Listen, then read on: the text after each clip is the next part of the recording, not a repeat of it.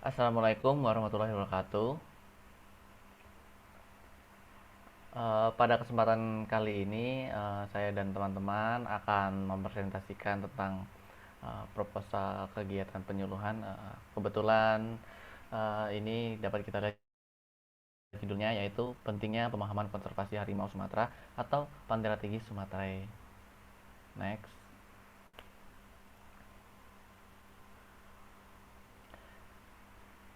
Anggota dari kelompok kami yaitu yang pertama bernama Anggi Renfilia S, Dendi Sanjaya, Kevin Cornelis Kambe, Hafiz Ansoridani, dan Alvina Damayanti. Nah, di sini ada beberapa pokok bahasan. Ada 5 pokok bahasan. Yang pertama yaitu ada pendahuluan, yang kedua ada solusi dan target luaran, yang ketiga ada metodologi pelaksanaan, yang keempat ada biaya dan jadwal kegiatan, lalu yang kelima ada struktur penyuluhan.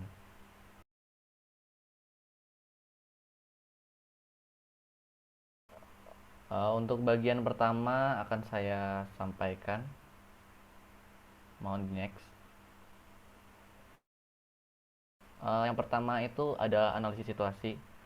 Salah satu yang menyangkut tentang masalah kualitas pendidikan, yaitu pada saat ini adalah kualitas pendidikan ini telah ditantang, uh, ditantang karena dampaknya COVID-19. Lalu pendidikan mengenai biodiversitas pada saat ini telah tercantum dalam kurikulum SMA atau madrasah aliyah maupun KTSP ataupun kurikulum 2013. Pendidikan konservasi ini kurang didalami tentang biodiversitas yang dilindungi di daerahnya. Oleh karena itu, penyuluhan ini dilakukan untuk lebih mengenalkan tentang keanekaragaman dan konservasi harimau Sumatera kepada pelajar.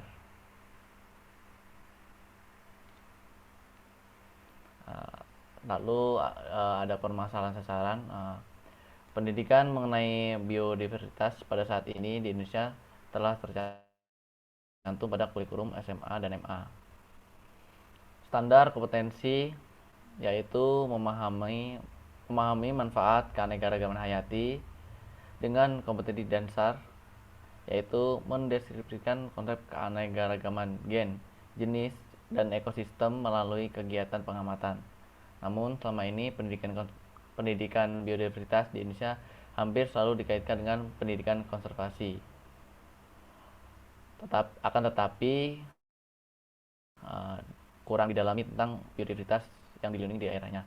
Oleh karena itu, diadakannya penyuluhan ini untuk dapat meningkatkan pemahaman kepada pelajar mengenai keanekaragaman hayati dan konservasi harimau.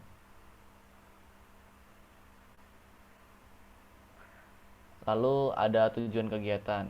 Tujuan kegiatan yang pertama yaitu meningkatkan pengetahuan dan pemahaman para pelajar tentang biodiversitas. Yang kedua, meningkatkan pengetahuan dan pemahaman para pelajar tentang keanekaragaman dan konservasi harimau. Yang ketiga, menyebarkan informasi tentang pentingnya konservasi harimau. Lalu di sampingnya ini ada manfaat kegiatan. Manfaat dari kegiatan ini adalah pelajar dapat memperoleh ilmu dan pemahaman mengenai biodiversitas dan konservasi harimau, serta mengetahui betapa pentingnya konservasi dilakukan sejak dini agar dapat membangkitkan rasa kepedulian pada satwa endemik di Sumatera, khususnya harimau. Cukup uh, penyampaian dari saya. Lalu penyampaian selanjutnya akan dilanjutkan oleh Dendi. Dendi, dipersilakan.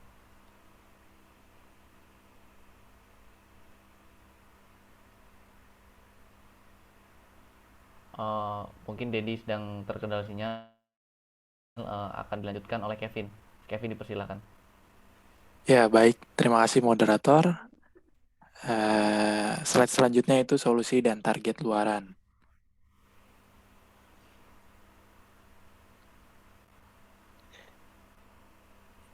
Kegiatan penyuluhan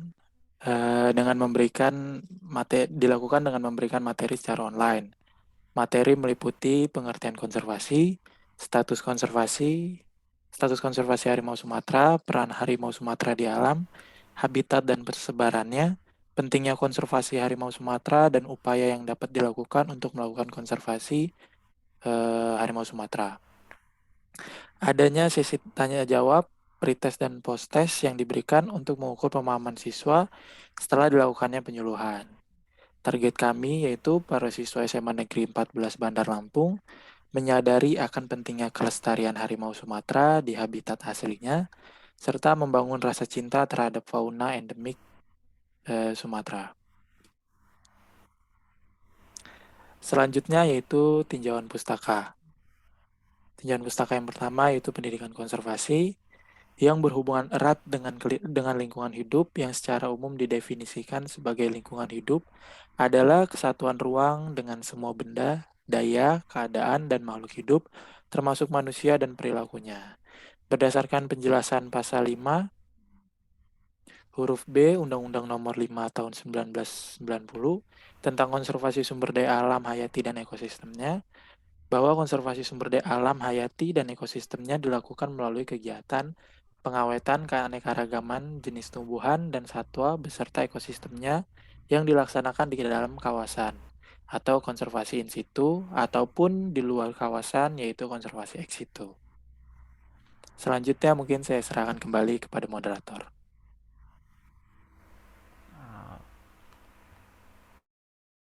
Baik, lalu selanjutnya akan disampaikan oleh Dendi. Dendi, dipersilakan. Baik, terima kasih pada moderator. Selanjutnya yaitu harimau Sumatera. Harimau Sumatera atau Panthera tigris sumatrae merupakan salah satu satwa kunci flagship spesies di Indonesia, khususnya di Pulau Sumatera itu sendiri. Harimau Sumatera, Panthera tigris sumatrae, merupakan satwa dilindungi menurut Peraturan Menteri Lingkungan Hidup dan Kehutanan Nomor P106 MLHK Sekjen Kum 1/12/2018. Harimau Sumatera juga termasuk ke dalam status terancam kritis dalam daftar merah di International Union for Conservation of Nature and Natural Resources atau disebut juga IUCN. Sejak tahun 1990, harimau Sumatera ditetapkan sebagai hewan yang terancam punah. Hal tersebut disebabkan antara lain oleh kerusakan habitat, kekurangan pakan, dan konflik dengan manusia. Nomor 5 tahun 99 tentang konservasi sumber daya alam, hayati, dan ekosistem. Perlindungan oleh undang-undang terhadap harimau Sumatera disebabkan khusus status yang masuk dalam kategori kritis. Next. Selanjutnya ada upaya konservasi harimau. Upaya pelestarian harimau Sumatera adalah dengan adanya kegiatan konservasi harimau Sumatera dapat dilakukan secara ex situ di luar dari habitat asli dan in situ di dalam habitat aslinya. Konservasi in situ merupakan usaha pelestarian dilakukan di habitat aslinya, dan yang ex situ itu pelestariannya di luar dari habitat aslinya. Menurut Peraturan Perintah tahun 2012, salah satu bentuk konservasi yang ada di Indonesia yaitu dengan mendirikan Taman Marga Satwa, dan salah satu tujuan dibentukkan lembaga konservasi adalah mengadakan kegiatan pelestarian harimau Sumatera dalam perkembangannya. Dengan kegiatan konservasi harus terus ditingkatkan dan dievaluasi. Indikator dari keberhasilan konservasi dilihat dari peningkatan jumlah harimau yang bertahan hidup dan mampu berkembang biak tergantung pada tingkat kesejahteraan hidupnya. Baik, saya kembalikan ke moderator. Baik, terima kasih atas penyampaiannya. Penyampaian materi selanjutnya akan disampaikan oleh Alvina. Alvina, dipersilakan. Baik, terima kasih moderator. Di sini saya akan menjelaskan tentang metodologi kegiatan. Jadi yang pertama di sini ada waktu dan lokasi penyuluhan. Jadi kegiatan penyuluhan ini itu dilaksanakan di SMAN 14 Bandar Lampung pada hari Rabu 17 November 2021 pukul 8 sampai 10.15 waktu Indonesia bagian Barat. Dan untuk alat dan bahannya sendiri itu yang digunakan pada kegiatan penyuluhan ini antara lain itu ada laptop, ada materi, ada Google Form untuk pretest dan posttest, ada Zoom meeting. Dan media yang digunakan untuk kegiatan penyuluhan ini menggunakan media visual atau poster dan juga leaflet. Next.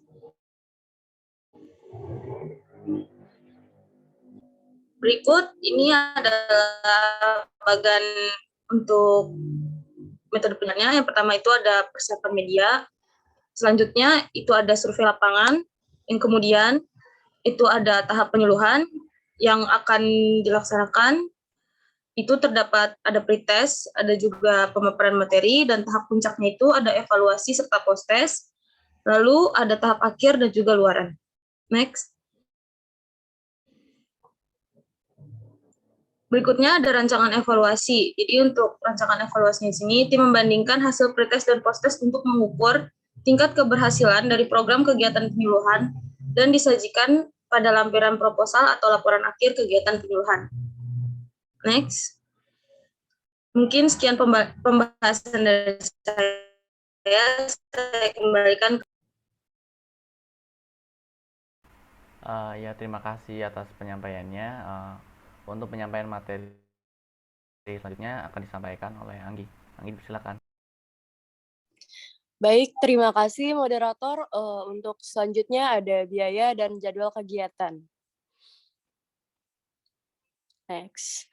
Yang pertama ada rancangan anggaran biaya. Pada tabel 1, rancangan anggaran biaya kegiatan dimasukkan ada 2 tipe, yaitu yang pertama sewa Zoom Premium selama 1 hari dengan harga satuan Rp25.000 yang berjumlah Rp25.000.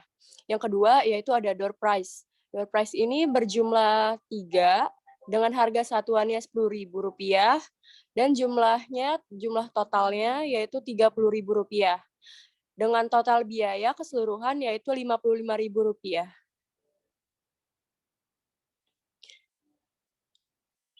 Adapun jadwal kegiatan pada penyuluhan ini yaitu pada minggu ke-1 dan sampai dengan minggu ke-4 yaitu persiapan dan penentuan tema kegiatan penyuluhan. Dan pada minggu ke-5 yaitu dilakukan kegiatan prasurvei. Minggu ke-6 sampai minggu ke-11 kegiatan penyusunan proposal. Dan minggu ke-11 sampai ke-12, persiapan alat dan bahan kegiatan penyuluhan. Minggu ke-13, kegiatan pelaksanaan kegiatan penyuluhan. Minggu ke-14 sampai dengan 16, penyusunan laporan akhir kegiatan penyuluhan.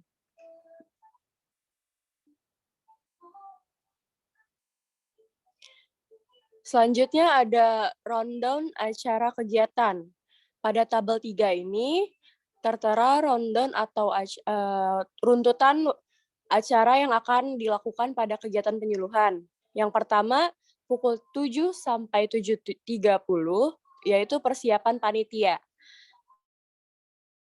Pukul 7.30 sampai dengan 8, yaitu pengkondisian peserta penyuluhan.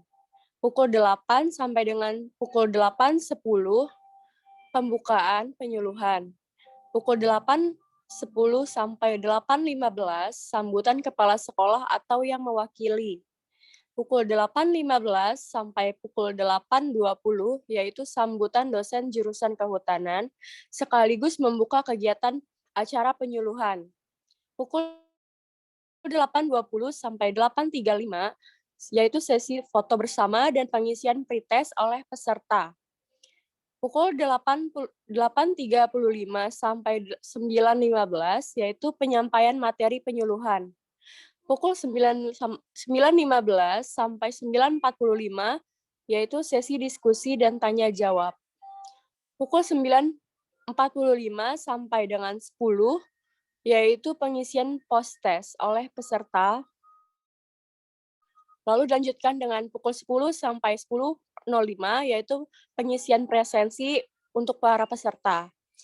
Lalu yang terakhir ada 10.05 sampai 10.15, yaitu penutupan.